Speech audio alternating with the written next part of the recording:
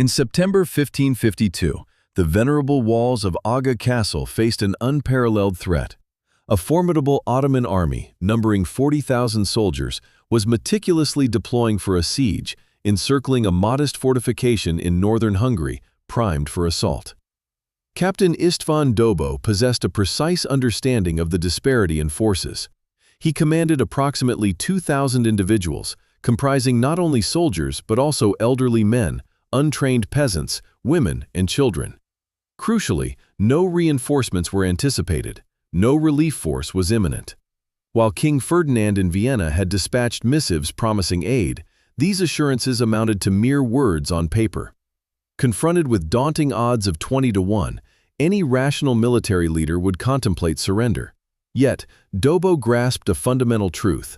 If Aga succumbed, the entirety of northern Hungary would unravel.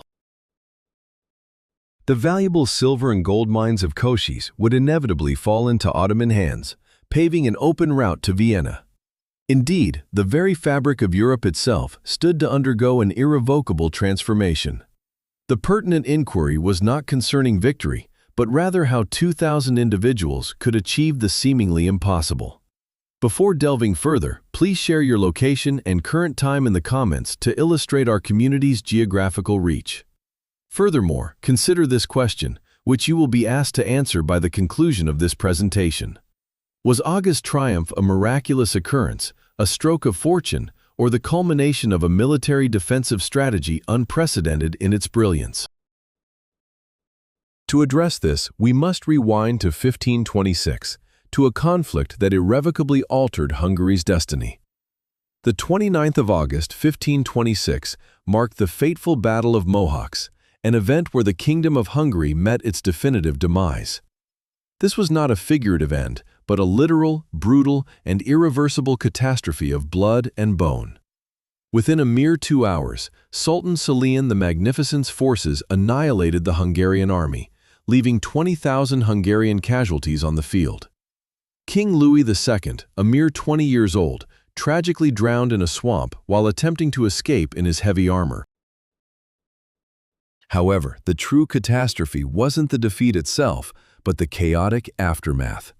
Lacking a clear successor, Hungary plunged into a civil war, with two factions vying for the crown: Ferdinand of Habsburg and John Zapolya.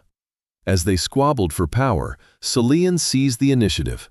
In 1541, Hungary's ancient capital, Buda, fell not through direct combat, but through insidious deception.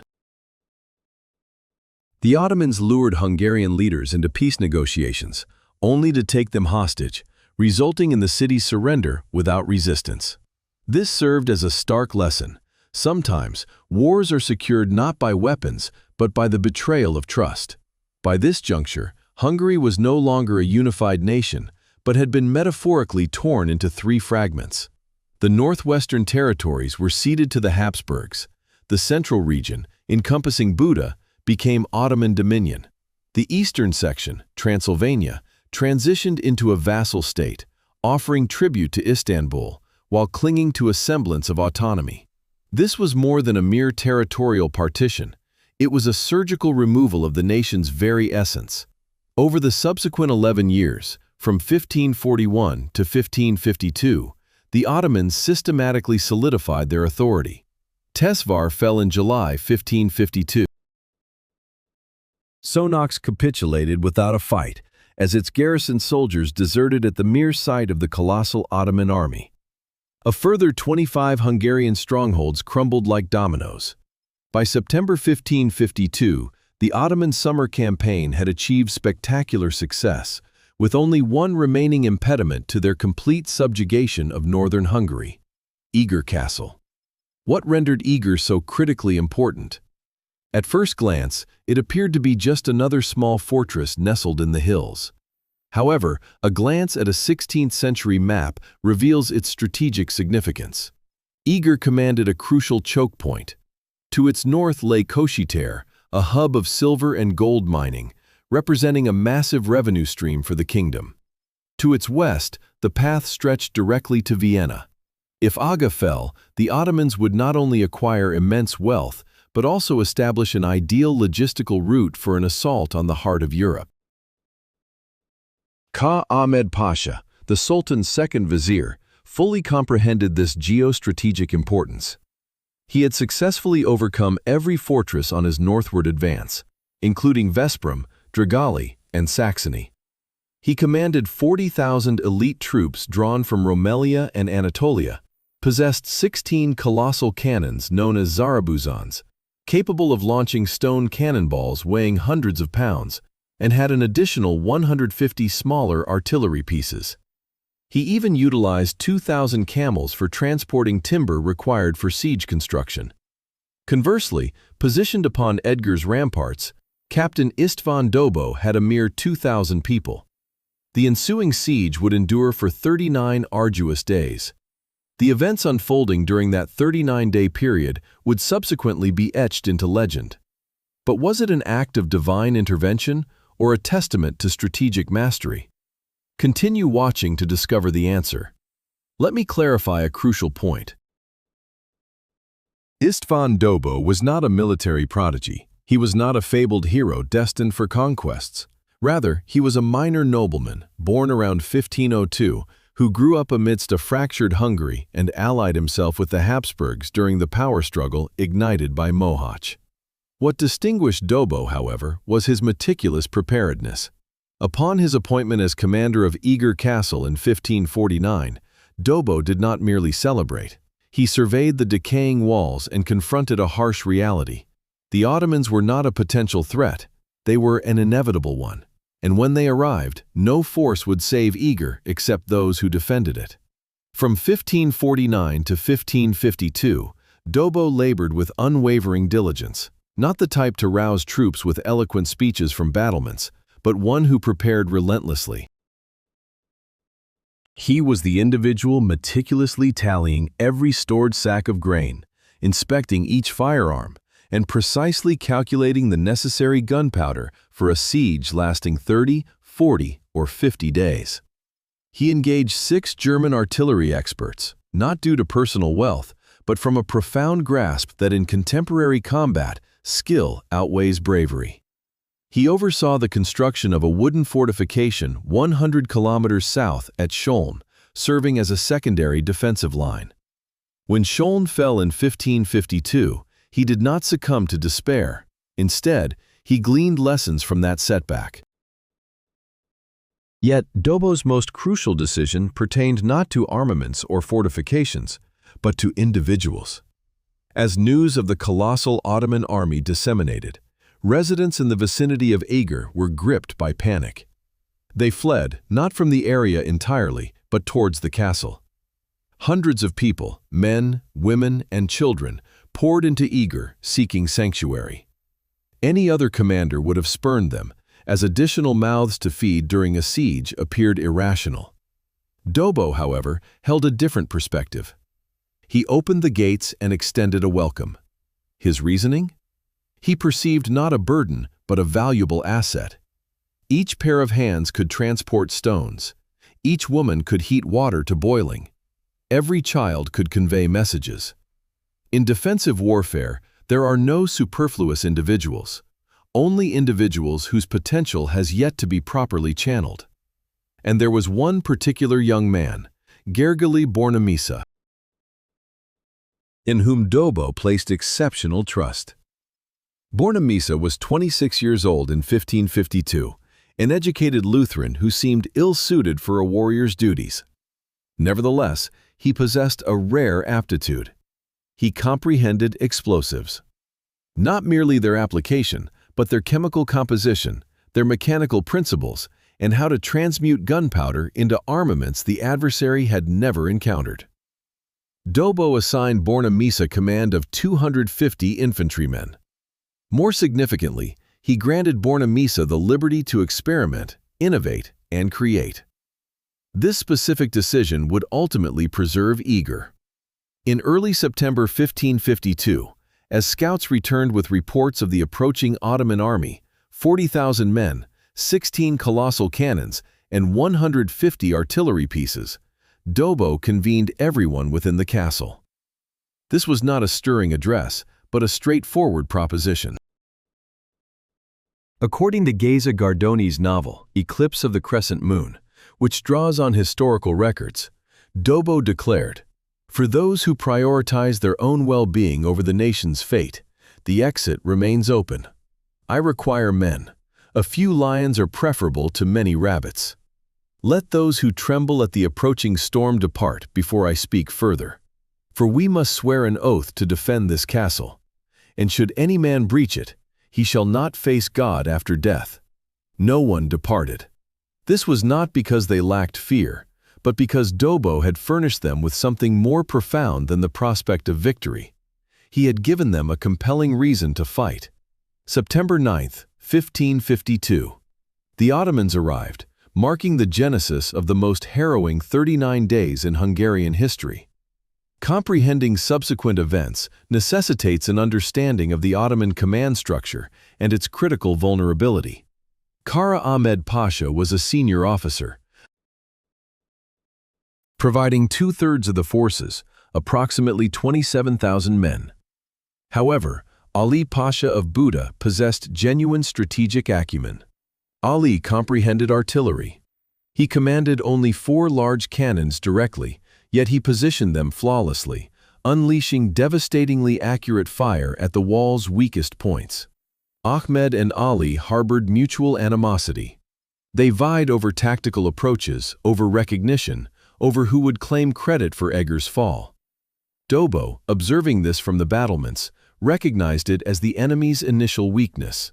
The first week passed uneventfully, which was precisely the terrifying aspect. The Ottomans did not launch an immediate assault. They established their encampment, excavated trenches, and meticulously prepared siege works. Ahmed Pasha was not impulsive. He had witnessed too many sieges collapse due to premature attacks. He aimed for a flawless operation. Nevertheless, this systematic approach afforded Dobo valuable time. Time to organize defenses, time to assign roles, time to transform terrified civilians into a cohesive defensive force. He segmented the castle into sectors, each overseen by a trusted officer: Gaspar Pograni, Balint Torek, Gergely Bornemisa, Istvan Celesti, and Janos Figeti. Each was responsible for a specific section of the wall. Each understood that if their section fell, the entire castle would follow. The women were organized into teams. Some continuously boiled water in enormous cauldrons. Others prepared bandages and attended to the wounded. Still others conveyed ammunition and stones to the walls. The castle transformed into a singular organism, every component supporting all others. September 16th.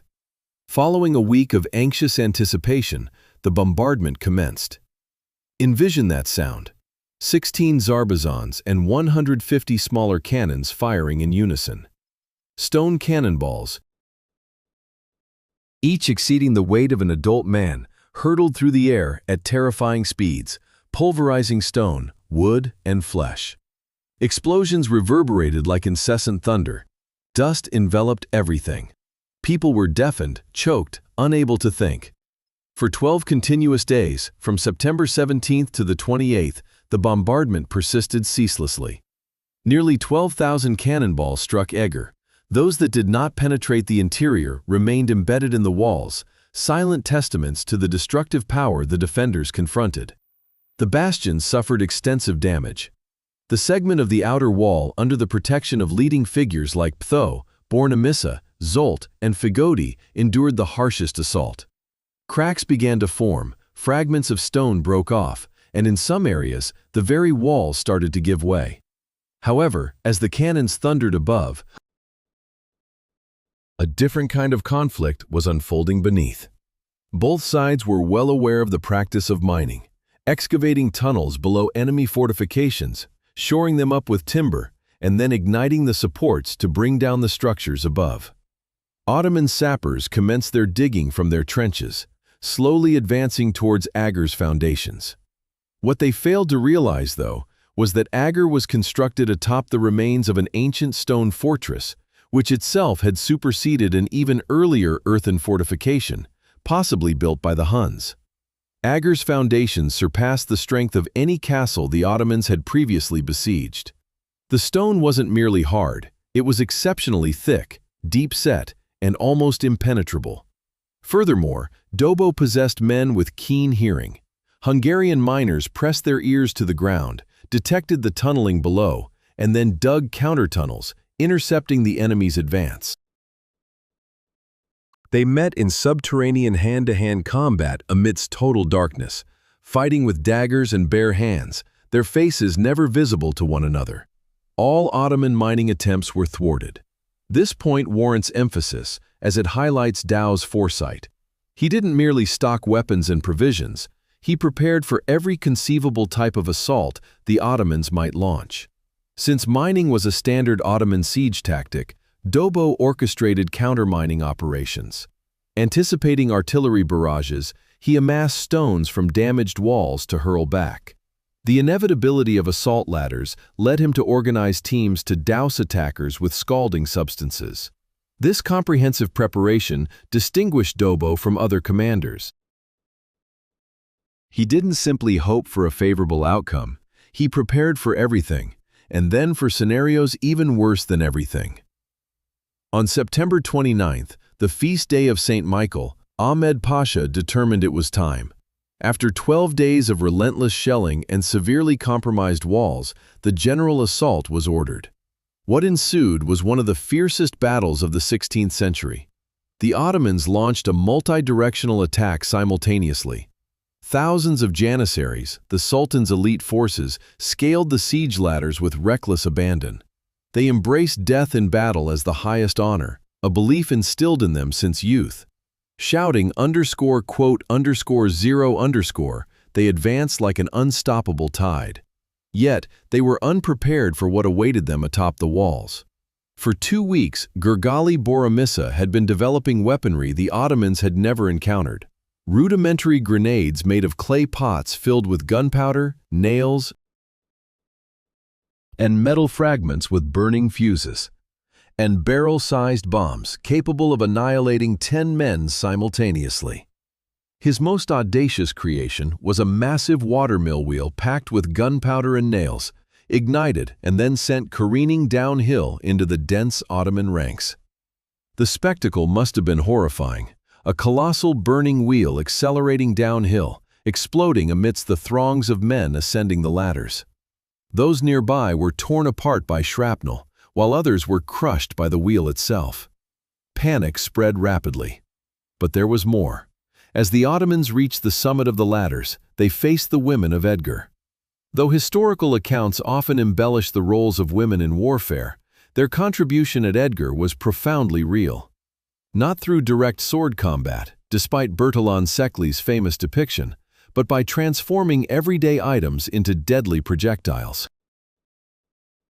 Boiling water from cooking pots, molten pitch from storage barrels, glowing red lead from smelting cauldrons, and stones from crumbling walls. The women poured, hurled, and pushed all of this down upon the siege ladders. An Ottoman soldier ascended with hope, only to be met by a woman wielding a pail of boiling water at the top, leading to an agonizing demise. Contemporary sources, such as the Italian diplomat Girolamo Martinino, attested to these scenes not as folklore, but as stark reality. The women of Eger, including Kataka Dobo, possibly a relative of the captain, played an active role in the defense, not out of choice, but out of necessity. The Battle of September 29th persisted throughout the day. At one juncture, the Ottomans breached the occipitory, the ancient gate tower. Janissaries surged inside, secured the position, and began firing upon the defenders from within the castle. This typically signaled the end of most sieges. Once the enemy gains entry, all is considered lost. However, Daw remained calm. From the shrine bastion, he commanded that the largest cannons be trained on the old gate tower, where Ottoman and Hungarian soldiers were clashing in close quarters. His officers protested, arguing that such an order would kill their own men. Dobo's cold reply was, "Better to kill 10 of our men than lose the entire castle." The cannons fired. The tower collapsed, burying both Ottomans and Hungarians. But the position was retaken, and after brutal hand-to-hand combat in the rubble, the defenders not only repelled the Ottomans, but drove them beyond the walls into their trenches, forcing a retreat back to their camp. The September 29th assault was a failure. The Ottomans suffered thousands of casualties, yet still possessed 30,000 soldiers, indicating that another attack was imminent. This critical juncture illuminated the core of Dobo's leadership, his readiness to make excruciating choices. Giving the order to shell one's own troops is a decision that forever haunts military leaders. Yet, Dobo grasped a fundamental truth about defensive warfare: sentimentality leads to ruin. At that particular time, preserving 10 individuals invariably meant sacrificing 2,000. Ceding the tower translated into the loss of the whole stronghold, and relinquishing the stronghold signified losing northern Hungary entirely. Consequently, he embraced the arduous decision, with his men witnessing his resolve. He recognized they were allied with a leader who would stop at nothing to ensure survival. This may not be a leader who inspires affection, but it certainly instills trust, a far more precious commodity in wartime. The psychological ramifications for the Ottoman forces were immense. They had unleashed their full might against Eger on St. Michael's Day, a relentless offensive, multiple points of entry breached, overwhelming strength, only to be repelled, not merely halted, but driven back with staggering losses. For an army accustomed to triumph, to witnessing one fortress after another capitulate, this turn of events was incomprehensible. How could these outnumbered, outgunned defenders, behind damaged ramparts, persist in their struggle? The simple answer, hidden from the Ottomans, was that the Eger defenders understood precisely what they were fighting for. The Ottomans battled for the Sultan's glory, for conquest, for expansion.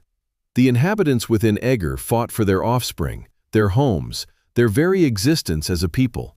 This profound disparity between striving for abstract glory and battling for survival would become the impenetrable barrier the Ottomans could never overcome. October arrived, ushering in unforeseen circumstances. Autumn in Hungary typically unfolds gradually. However, in 1552, it struck abruptly and fiercely. Temperatures plummeted unexpectedly, nights became frigid, and then the rain commenced, not a gentle drizzle, but torrential downpours that transformed the ground into a muddy quagmire, saturating everything. It permeated every tent canvas. For the defenders within the stone castle, this was merely discomfort. But for the 40,000 Ottoman troops encamped outside, mostly in fabric tents, this was an unmitigated nightmare. Uniforms remained perpetually damp. Food rotted with mold, and worse, disease began to proliferate. Dysentery emerged first. In congested military camps where tens of thousands shared water sources and lived in close proximity, illness spread like wildfire.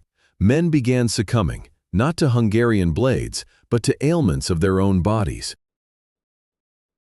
Each day brought dozens, then hundreds of ailing soldiers. However, logistical challenges proved even more crippling.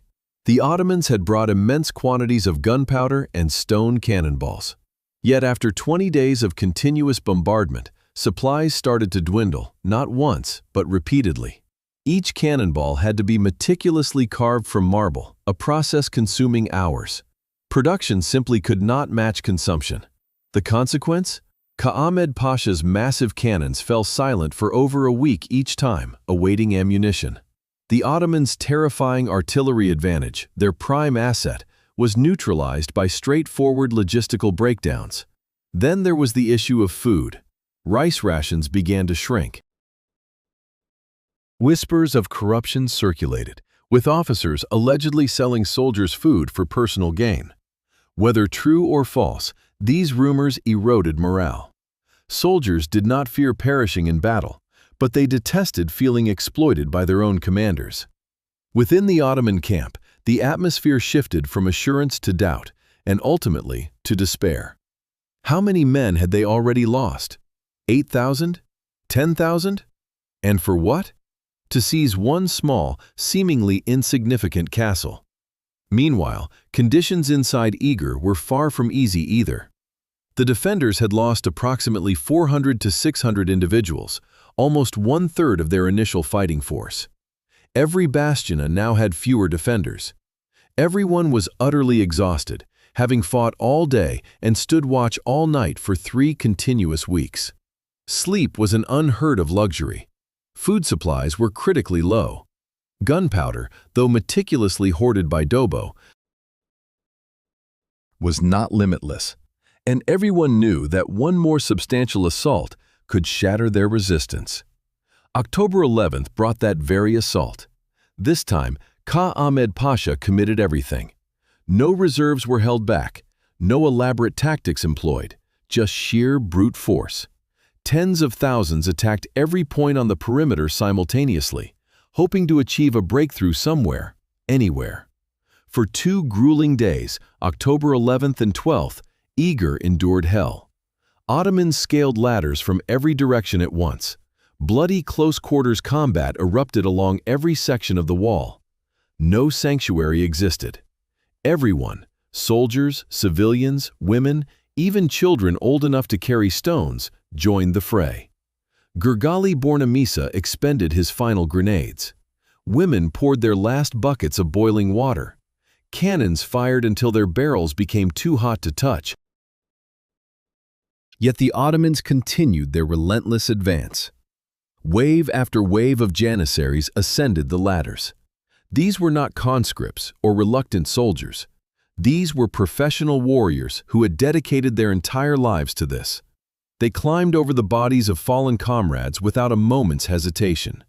When one ladder was pushed away, another immediately took its place. As scalding water claimed a dozen lives, twice that number emerged to fill the void.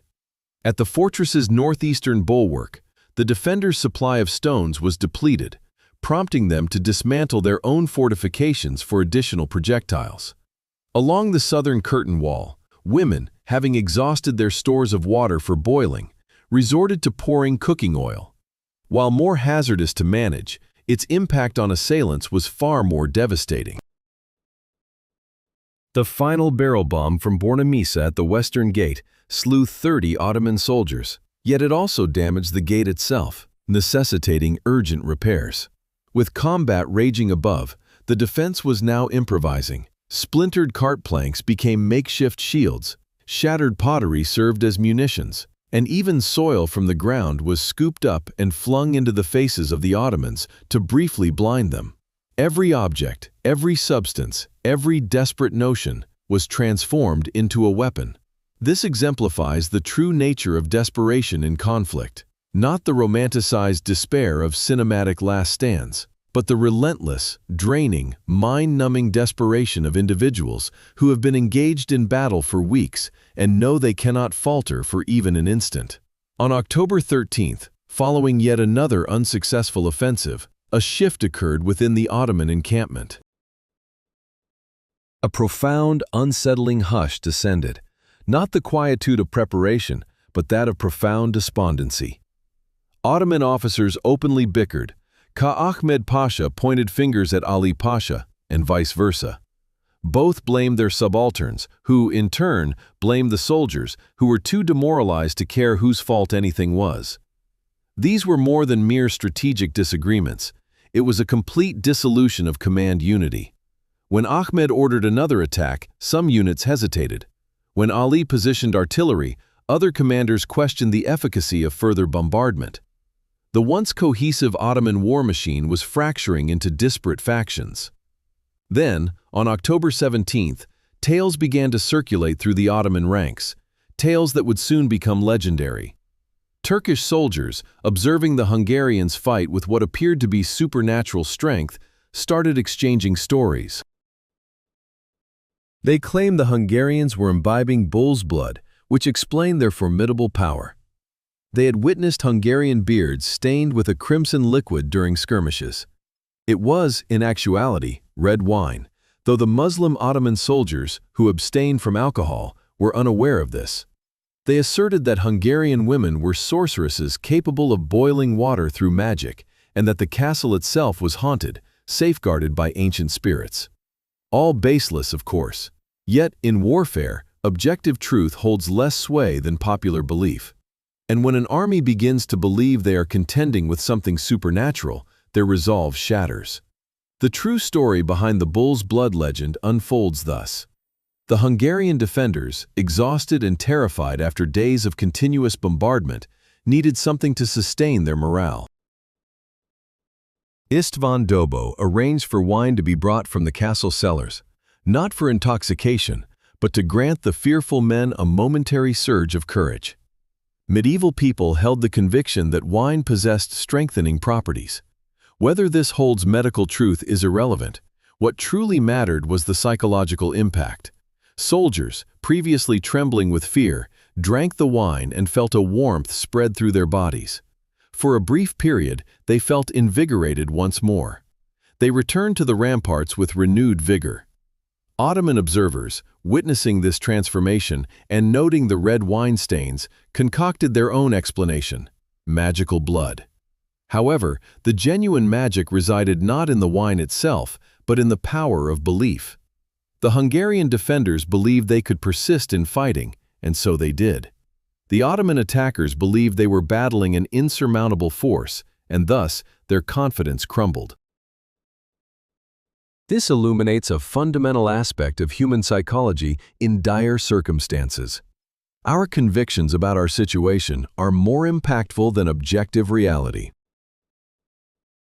The objective truth was that Eger's defenders were famished, weary, low on ammunition, and outnumbered 20-1. Yet they believed they could endure for another day, and so they persevered. Then they believed they could endure for yet another day, and once more they did.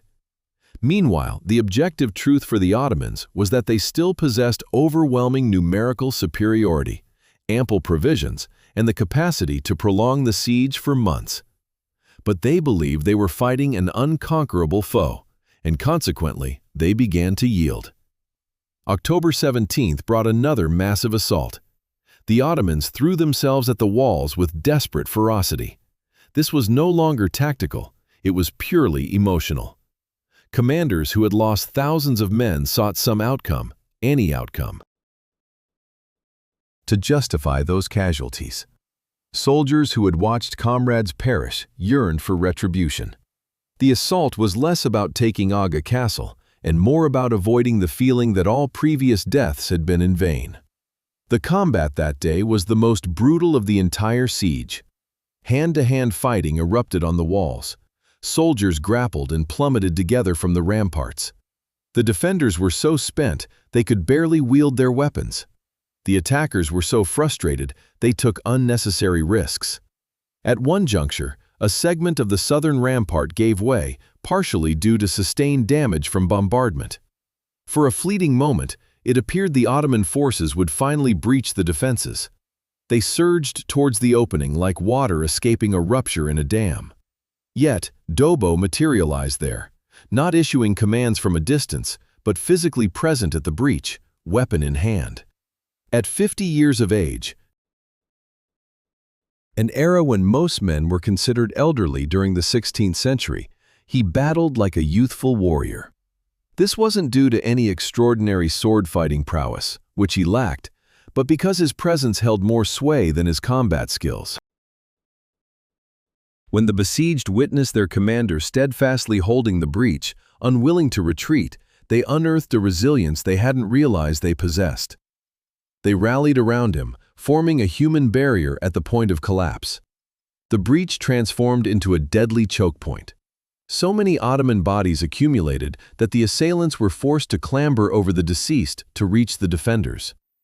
The attack on October 17th endured from early morning until after nightfall.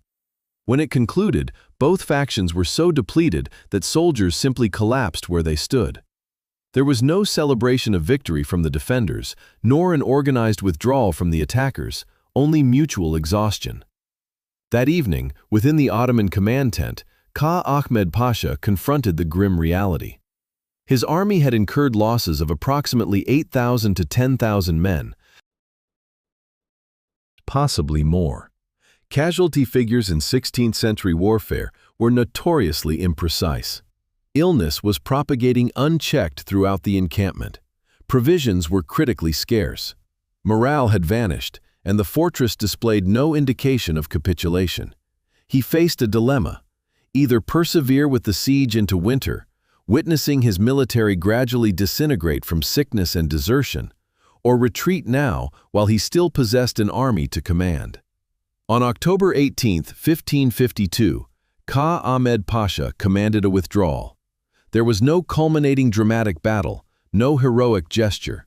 The Ottomans simply packed their belongings and departed, abandoning thousands of their deceased interred in shallow graves around the castle.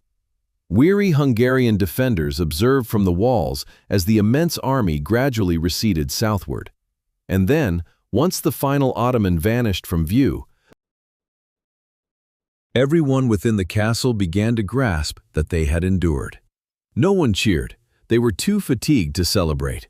Some simply sank to the ground where they stood. Others wept, not from elation, but from the catharsis of 3 weeks of accumulated dread. 300 defenders had perished. 200 were wounded, many of whom would never again engage in combat. The castle lay in ruins. Most bastions were severely damaged. Food was almost depleted. Gunpowder was nearly exhausted. Had the Ottomans returned after a week's rest, Eger would have fallen in a single day. But they did not return. Not because they were incapable, they still commanded 30,000 soldiers. Rather, something within their spirit had fractured. Eger had demonstrated that the Ottomans were not invulnerable, and once the myth of invincibility is shattered, it can never be fully restored. We must comprehend the psychological dynamics at play on both sides during those ultimate days. For the Siege of Eger was not ultimately decided by weaponry or strategy. It was determined by human fortitude pushed to its absolute limit. Within the castle, the defenders operated solely on sheer determination. Food had been so rigorously rationed that people were perpetually hungry, not starving, as Dobo's provisions prevented that, but enduring a constant hunger that sapped strength and clouded judgment. Sleep deprivation was even more severe. Sustaining vigilant defensive watches 24 hours a day for weeks without individuals becoming perilously exhausted is impossible. Under such circumstances, people begin to make errors. They confuse friendly soldiers for enemies. They nod off while on guard. Their reaction times are sluggish, rendering them susceptible in combat. Dobo recognized this peril, which is why he constantly rotated defenders, ensuring no one stood watch for more than a few hours at a stretch. However, with only 2,000 individuals defending an entire castle perimeter, even rotations couldn't guarantee adequate rest. The psychological burden was perhaps more profound than the physical exhaustion. Envision living under incessant bombardment for weeks. The sound of cannons never ceases. Structures collapse without notice. At any moment, a cannonball could pierce a roof and claim your life as you slumber. Such sustained stress breaks individuals in both evident and hidden ways. Some defenders developed what we would now identify as combat trauma: uncontrollable tremors, an inability to articulate, staring vacantly into space. In the 16th century, they lacked terminology for this, simply referring to it as being touched by battle. Dobo could not afford to dismiss these individuals. He required every available person. Thus, traumatized soldiers continued to fight, their conditions deteriorating with each passing day. Female defenders encountered additional hardships. Many were mothers with children sheltered within the castle. They battled on the walls while consumed with worry for their offspring hiding in the cellars below. Some were pregnant, continuing to transport stones and boil water while carrying unborn children. Though historical records provide only a brief mention, consider the profound implications of these events. Heavily pregnant women ascended stairs, carrying containers of scalding water, fully aware that a single misstep could prove fatal for both themselves and their unborn children. Children endured the siege in ways almost beyond our comprehension. While childhood in the medieval era was already tough, marked by high mortality rates, scarce food, and dangerous living situations, Experiencing a siege compounded the trauma exponentially. Youngsters witnessed their parents perish and saw bodies dismembered by cannon fire. They heard terrifying screams that fueled lifelong nightmares. Some were tasked with delivering messages or performing minor errands. Others huddled in cellars, disoriented and frightened. The elderly, perhaps, suffered most profoundly. Incapable of combat or strenuous labor, many felt utterly without purpose. Yet some insisted on contributing, hobbling to the ramparts with their canes to hurl stones, sometimes dying from exhaustion in the process. Others quietly deprived themselves of food, sacrificing their rations for younger combatants. Such acts of selflessness seldom appear in historical accounts, but they were ever present during sieges. Meanwhile, on the Ottoman side, different yet equally destructive issues arose. The Ottoman army was not a cohesive entity, but rather a diverse collection of groups with varying objectives. Janissaries fought with strong morale for the Sultan and Islam, but provincial troops from Anatolia and Rumelia were mostly conscripted farmers yearning for home. Mercenaries fought for payment, and as money became uncertain during extended campaigns, their allegiance faltered. These divergent motives created deep fissures within the Ottoman camp. Janissaries resented provincial troops for their perceived lack of effort, while provincial troops begrudged the Janissaries their superior equipment and provisions. Mercenaries, in turn, resented everyone, feeling they were dying for another's empire. The escalating command rivalry between Ahmed and Ali exacerbated the situation. Soldiers were left unsure which orders to obey when their leaders issued conflicting directives. Logistical breakdowns further accelerated this disintegration. When rice rations dwindled, soldiers often blamed officers for corruption, sometimes with justification. It was common in medieval armies for officers to hoard food while their troops starved. Whether this specifically occurred at Eger is less significant than the soldiers' widespread belief that it did, a conviction that corroded morale more effectively than any Hungarian weapon. Disease transformed the Ottoman encampment into a death trap. Dysentery, a slow and agonizing killer, left its victims suffering for days with debilitating cramps, dehydration, and weakness. They became too ill to fight, but not sick enough to be sent away. Consequently, they languished in their tents, spreading infection to tent mates, and thereby creating expanding rings of illness throughout the camp. Lacking modern sanitation knowledge, 16th-century armies were utterly defenseless against the spread of disease. They had no understanding of how to isolate sick soldiers or that contaminated water sources caused dysentery. They couldn't grasp why certain camps developed epidemics while others did not. To them, illness seemed random, almost supernatural, which made it all the more psychologically devastating. By early October, the Ottoman camp likely held thousands of ailing soldiers. Dysentery rarely kills swiftly, but it incapacitates, forcing commanders into a brutal dilemma. Send sick soldiers home, which would diminish their fighting strength, or keep them in camp where they would infect others. Ahmed and Ali seemingly opted for the latter, indicating either strategic ineptitude or a desperate refusal to concede the campaign's failure. The October cold in Hungary, often harsh, further compounded their misery. Near-freezing nights and wind slicing through tents led to hypothermia symptoms for inadequately sheltered soldiers. Frostbite plagued extremities, and respiratory illnesses spread rapidly. This combination of cold, disease, and malnutrition created a perfect storm of human suffering. Under these dreadful conditions, the assault on October 17th was no longer primarily about capturing Eger. It was about finding a way out. Ottoman commanders understood they could not sustain the siege much longer. They desperately needed a victory, any victory, to justify their withdrawal. A successful assault would mean Eger was captured. A failed one would prove Eger was impregnable. Either way, they could depart with some semblance of honor. However, the assault failed, not by a narrow margin, but decisively. The Ottomans unleashed their full might against Eger, only to be comprehensively repulsed.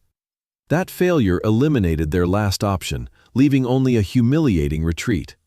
On October 18th, the decision to withdraw likely brought immense relief to the common soldiers, who had endured 39 days of hell.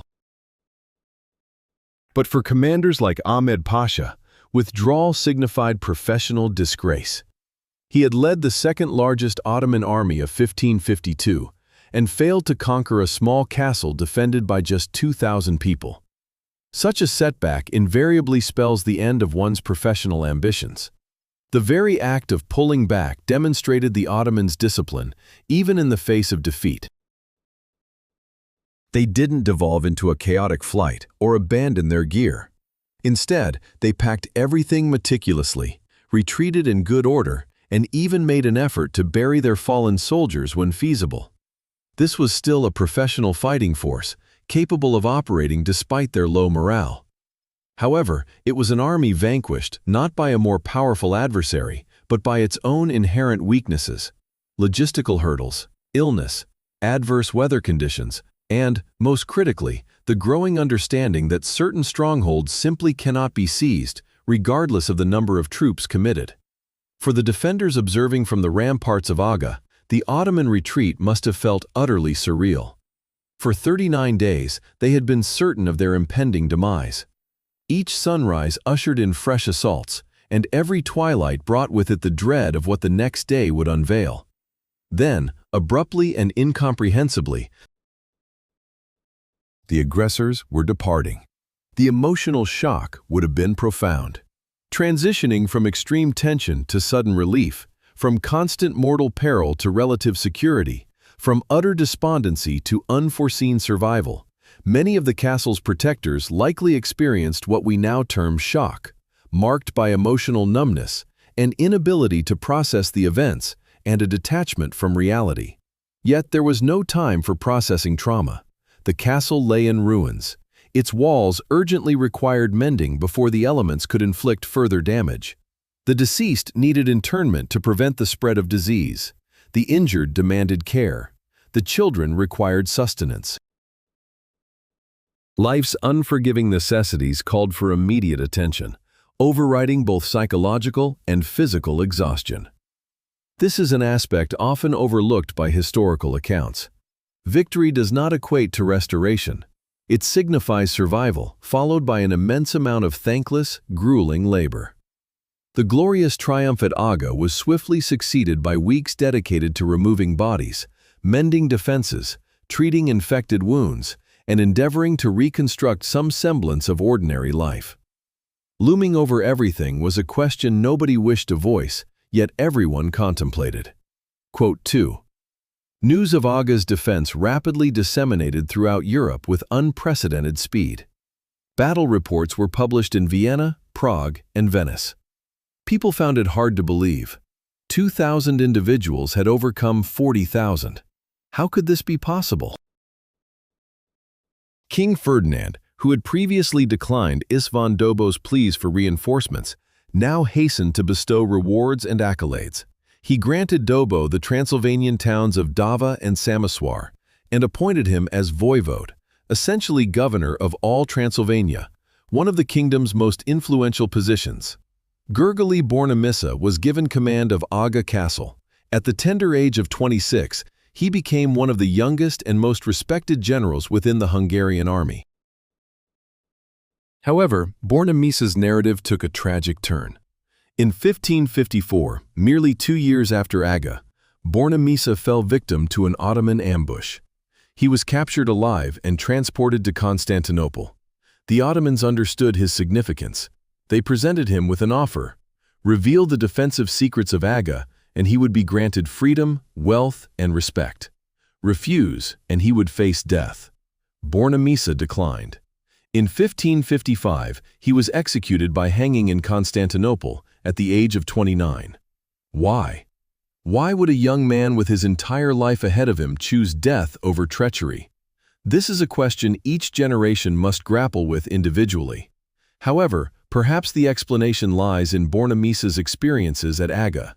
He had witnessed what transpires when people unite for a cause greater than themselves. He had seen women pour boiling water from the battlements, resolute in their refusal to let their children endure occupation.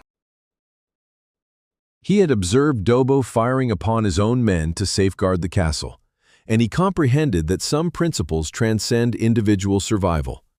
When Ottoman interrogators offered him his life in exchange for information, Bornemissa understood the ramifications of acceptance. Every future siege would employ those secrets against Hungarian defenders. Every castle that succumbed due to his betrayal would be his responsibility. Every child enslaved, every woman captured, every man slain, all traceable back to his decision to prioritize his own life over the lives of others. So he chose to die. Not out of a desire for death, but because he could not bear to live as the person who had betrayed everything Aga represented. That solitary choice, made within a Constantinople prison, with no witnesses to admire his courage and no assurance that anyone would even learn of his defiance, that is the essence of true heroism. Not the glorious charges of battlefield valor, but the quiet courage of choosing principle over survival when no one is observing. Dobo's life following Aga unfolded as a political tragedy. In 1566, when Transylvanian estates planned to secede from Habsburg rule, Dobo was incarcerated on suspicion of complicity. He was innocent and eventually released, but the trust had been irrevocably broken. The man who had saved Hungary was no longer trusted by the very people he had served. He passed away in 1572 at Sheredny at 70 years of age, largely forgotten, without a grand funeral or a monument, just a simple tombstone marking the final resting place of the man who had preserved a nation and Aga itself. The castle was subsequently repaired and fortified. Yet, in 1596, 44 years following its monumental triumph, Eger eventually capitulated, not to an overwhelming military force, but through treachery. A garrison of 7,000, predominantly foreign hired soldiers, surrendered to Sultan Mehmed III with hardly a struggle. The underlying reason? They lacked the crucial element present in the 1552 defenders, a profound cause transcending mere financial compensation. Eger remained under Ottoman dominion for 91 years. Its churches were converted into mosques. Turkish engineers expanded and fortified the castle. A minaret, which still stands today as the northernmost ever constructed by the Ottoman Empire, was erected. By 1687, Eger was finally liberated by the combined forces of Austria and Hungary. However, the city had been irrevocably altered. Generations raised under Ottoman rule possessed distinct recollections, allegiances, and aspirations. Thus, the question arises, did the 1552 victory truly matter? If Eger succumbed 44 years later, what significance did those 39 days hold? The affirmative answer is unequivocal. 44 years represents a substantial period in historical terms. It signifies 2 generations experiencing freedom. It translates to 44 years of resources from the region's mines, bolstering Habsburg defenses instead of replenishing Ottoman coffers. It provided Vienna with 44 years to prepare for subsequent sieges. More crucially, it afforded Hungarians 44 years to forge and recount a narrative of resilience, a tale of steadfastness, of ordinary individuals rising to heroism, a story immune to the Sultan's power. Eger's strategic ramifications extended far beyond the immediate fortress. Its triumph demonstrated that Ottoman expansion was not an unstoppable force. Other strongholds, witnessing Eger's feat, found the resolve to resist. The psychological transformation was immense, shifting from the belief that, quote, 3 to, quote, 4. This profound psychological change influenced European military thought for generations. Eger became a crucial case study in defensive warfare.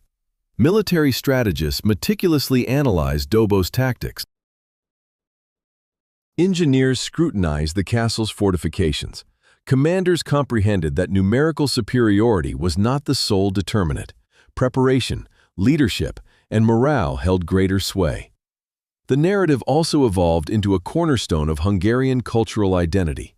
During the 19th century, when Hungary grappled with its identity within the Austro-Hungarian Empire, writers and artists revisited Eger as a powerful emblem of Hungarian fortitude. Géza Gardoni's 1899 novel, Eclipse of the Crescent Moon, transcended mere historical fiction. It conveyed a powerful message to his contemporaries. Behold what your ancestors achieved. You too can achieve it. The novel was adapted into a spectacular 1968 film, among the most expensive ever produced in Hungary, and is still broadcast annually on Hungarian television. Every generation of Hungarian children grows up with this story, shaping their understanding of their national character not as victims of history, but as people who confronted impossible odds and persevered. And it wasn't only Hungarians who drew inspiration. The Eger saga has fueled countless stories globally about ordinary people overcoming extraordinary challenges. It has molded our perspectives on defense, courage, and the remarkable achievements possible when humanity unites. However, perhaps Eger's most vital lesson transcends warfare, dwelling instead on confronting seemingly insurmountable obstacles in our own personal journeys. We all encounter moments akin to facing 40,000 Ottomans. These might manifest as a medical diagnosis, a financial collapse, a personal loss, or simply the pervasive feeling of being too inconsequential in a vast world. In such instances, remember that he didn't prevail through superior strength, but through meticulous preparation. He didn't conquer due to an absence of fear, but because he acted decisively despite it. Recall Bornemisa? Lacking the Ottomans' weaponry, he innovated unseen arms. When strength is not an option, creativity becomes the competitive edge. Remember the women of Eger? Untrained for combat, they found ways to contribute, transforming everyday abilities into tools for survival. You possess skills you deem ordinary, yet in the right context, they become extraordinary. Above all, remember that 2,000 individuals triumphed over 40,000, not because they were the mightiest, but because they steadfastly refused to surrender. Fighting for 39 continuous days, enduring hundreds of casualties, witnessing walls crumble, constantly assailed by cannon fire, and yet persisting, that exemplifies a courage attainable by anyone. Not the courage of isolated heroic acts, but the courage of unwavering persistence. The courage to awaken daily and declare, quote 7, "For that is how Eger was saved, not by one miraculous event, but by 39 days, underpinned by thousands of incremental choices, each one echoing, quote, and if 2,000 people could withstand 40,000 for 39 days, you too can face whatever challenge confronts you today." Now, let us revisit the initial question. Was Eger's victory a miracle, sheer luck, or masterful strategy? The answer encompasses all three, but not necessarily in the manner one might initially conceive. Indeed, luck played a role. Autumn arrived early, and the Ottomans twice exhausted their ammunition. Sickness ravaged their encampment, and these circumstances were beyond István Dobó's influence. However, good fortune favors those who are ready to capitalize on it. Had István Dobó not amassed enough provisions for 39 days, any stroke of luck would have been meaningless. If Gergely Bornemisa hadn't experimented with explosives, severe weather alone would not have sufficed. If the civilian population hadn't been organized into productive work crews, all the positive coincidences in the world wouldn't have preserved Aga. And indeed, there was a strategic element, though not the grand, brilliant strategy we might picture. István Dobó was no Hannibal or Napoleon. His approach was straightforward. Meticulously prepare every minor detail, utilize every resource available, and never concede defeat. That's a strategy accessible to anyone. It's about being precise, exercising forbearance, and executing small tasks correctly until they accumulate into something monumental. Yet, the most crucial element, which transformed a potential win into a guaranteed one, is something no tactical guide can impart. István Dobó grasped what many military commanders overlook. In a siege, morale holds more weight than weaponry. The strongest fortifications in the world are ineffectual if the defenders lack conviction in their cause. Conversely, even the weakest walls become impregnable if those defending them are willing to die for their beliefs. István Dobo fostered this spirit by treating everyone, including non-combatants and women, as invaluable contributors. He didn't instruct them to remain silent and let the actual soldiers handle things. He declared, quote, "And people responded, not because they were compensated, most weren't. Not because they expected to survive, most knew their chances were slim. They responded because finally they felt they were part of something greater than themselves." This is Aga's primary lesson. Leadership isn't about possessing all the answers. It's about making individuals feel their contribution is significant. The second lesson is that innovation emerges from dire straits. Gergely Bornemisza didn't invent grenades and bombs because he was exceptionally brilliant. He devised them out of necessity, having no other option. When confronted by an adversary 20 times larger, you cannot engage in the same manner they do. You must discover something they haven't encountered. This insight applies to anyone facing seemingly insurmountable odds. Don't attempt to mimic those superior to you. Instead, identify what unique capabilities you possess that they do not. The third lesson is that diversity constitutes strength. Aga's defenders were not a uniform group. They comprised professional soldiers, peasants, nobles, impoverished individuals, men, women, Lutherans, and Catholics. In most armies of that era, such diversity would have been a detriment, but István Dobo transformed it into an advantage by assigning everyone roles that aligned with their aptitudes. Women were not asked to wield swords. They were entrusted with tasks they already mastered, such as cooking, but now boiling water served as a weapon. Sewing, but now creating gunpowder bags, and nurturing, but now for the injured. German cannon masters performed their specialized duties. Hungarian miners leveraged their excavation skills for countermining efforts. This is a principle for any organization. Resist the urge to force everyone into a single mold. Instead, identify and build upon their distinct strengths. The fourth, and perhaps most vital, lesson is that certain ideals are worth contending for, even when defeat seems inevitable. Gergely Bornemisza could have preserved his life by betraying Aga's secrets, yet he chose death. Why? Not because he was fearless of dying, but because he harbored a greater dread, living as someone who had betrayed his convictions. When Ottoman interrogators offered him his life in exchange for intelligence, Gergely Bornemisza understood the implications of acceptance. Every future siege would employ those secrets against Hungarian defenders. Every castle that fell due to his treachery would be his burden. Every child enslaved, every woman captured, every man killed, all attributable to his decision to value his own life above others. This is a lesson the contemporary world frequently overlooks. Not everything can be compromised. There are fundamental principles worth upholding, even at great personal sacrifice. And sometimes, maintaining resolve, even in defeat, holds more significance than surviving through capitulation. Aga teaches us that triumph isn't solely about winning the engagement. Sometimes, it's about forging a narrative from which future generations can draw wisdom. Today, 5 centuries later, we continue to recount Aga's narrative. We still draw inspiration from István Dobo, Gergely Bornemisza, and the women who stood on the walls. That is a form of victory no sultan can ever nullify. The insights extend beyond individual bravery to encompass collective action. Aga demonstrates the outcome when a community, not merely an army, resolves to resist. The castle endured not solely thanks to brilliant generalship. It survived because every individual, irrespective of their role or standing, contributed their utmost towards a unified objective. This challenges our modern inclination towards individualism. We lionize singular heroes, the lone genius, the exceptional leader, the extraordinary warrior. But Aga's reality is more intricate and potent.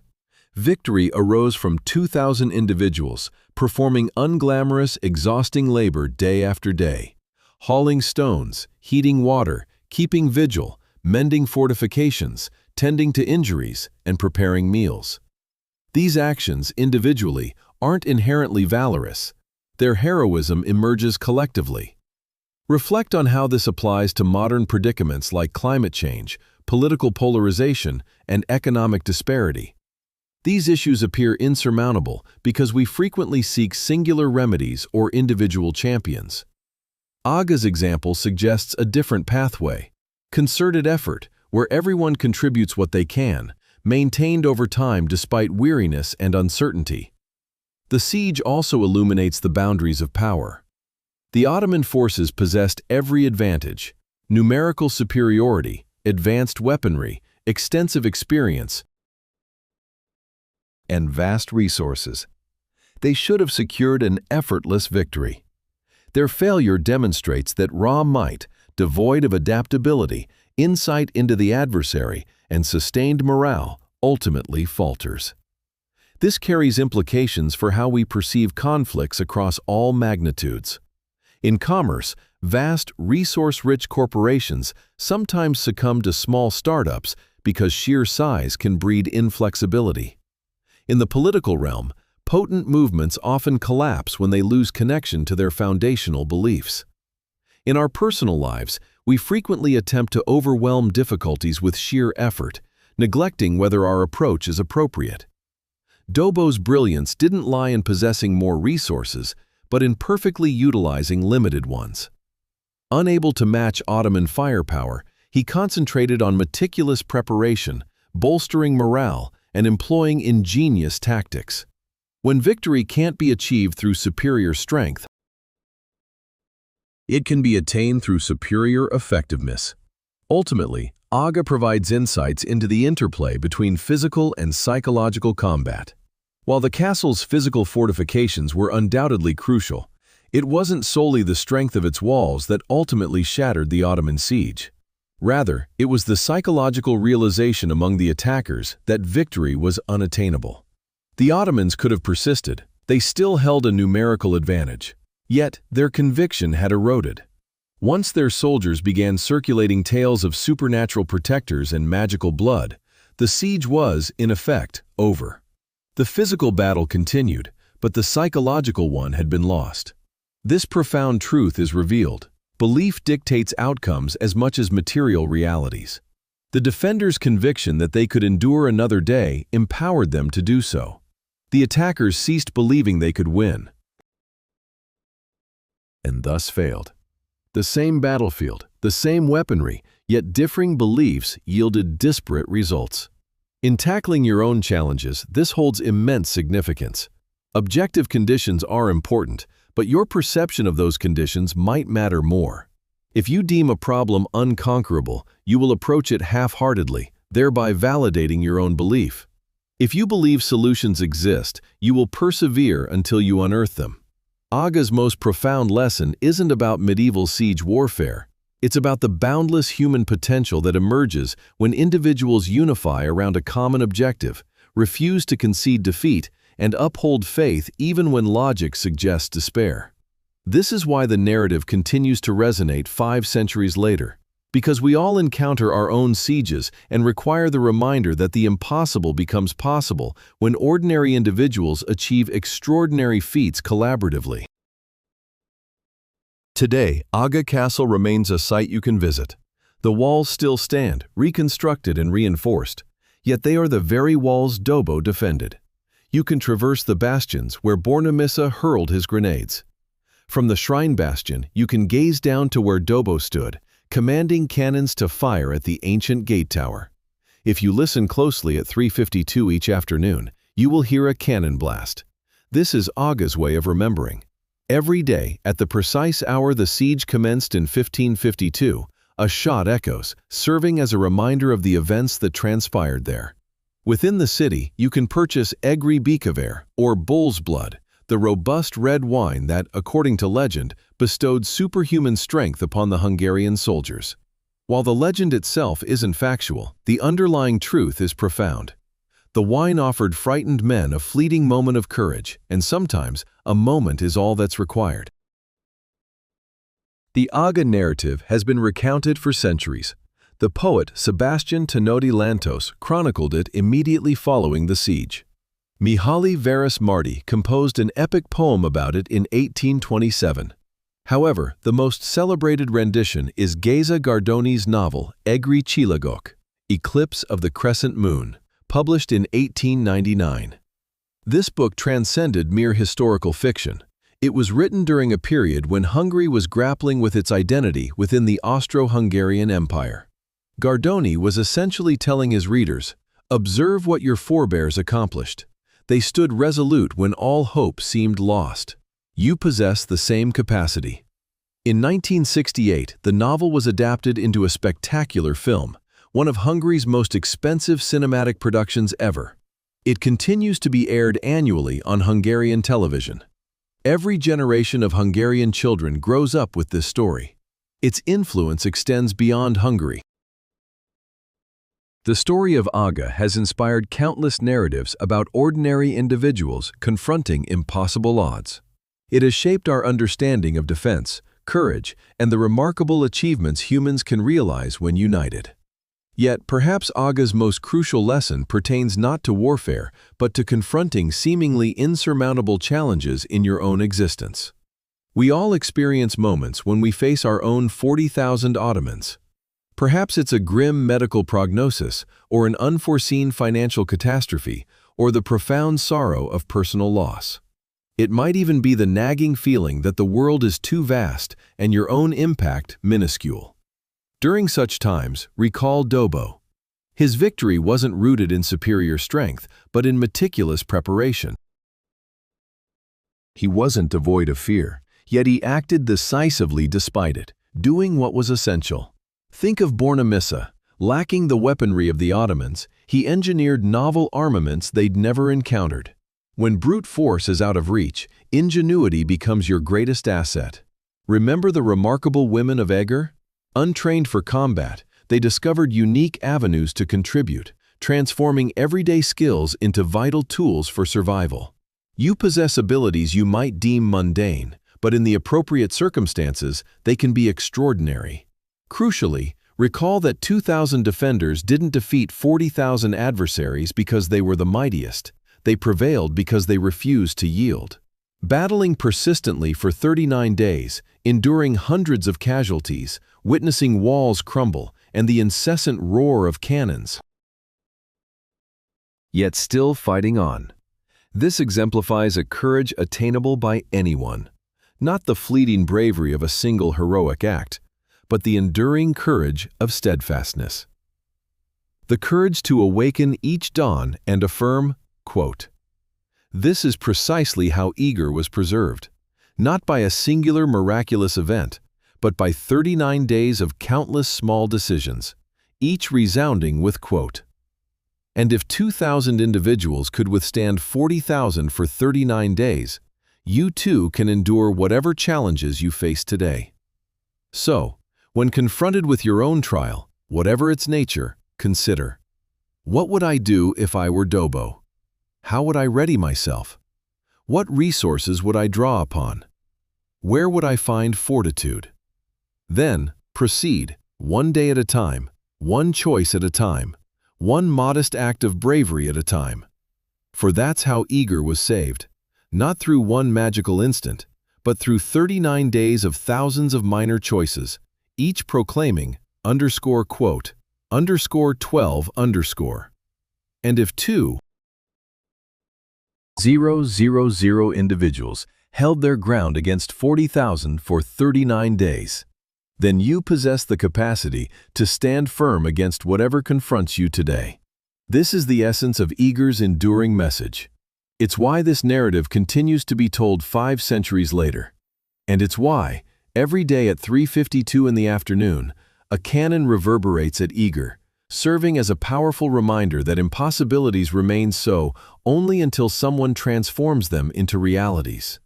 If this account resonated with you, please share in the comments what insurmountable challenges you are presently navigating. Let this community offer its mutual support, mirroring the solidarity shared by the people of Eger upon those walls in 1552.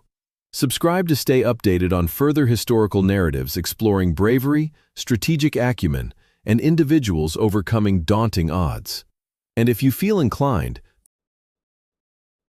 Share this video with someone who needs to hear that their strength surpasses their own perception. Thank you for your viewership.